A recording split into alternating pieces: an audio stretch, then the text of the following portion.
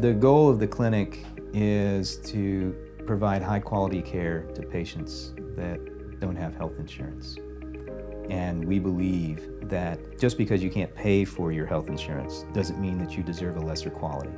For the students that come here, we want them to understand and empathize that these patients are not here by choice, that the circumstances of their life brought them to this point, and that healthcare is a right and not a privilege, and that our responsibility is to educate these patients and take very good care of them, just like we would our own family.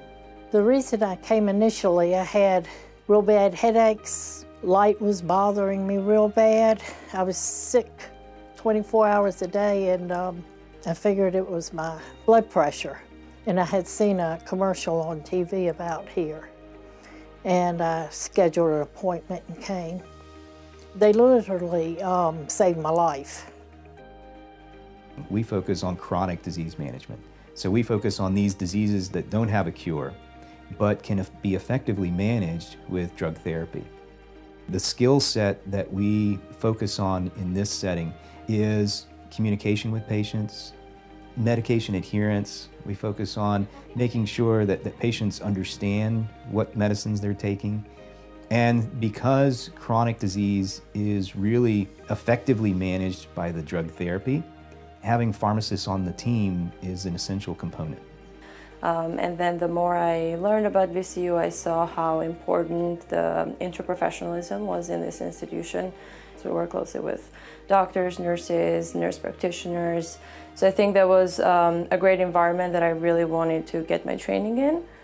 I think the students are learning a lot more when they work on patients that have real problems, and they have to figure out what's causing it. It's hard to tell their students. They've been very knowledgeable and they've paid attention to what I've said.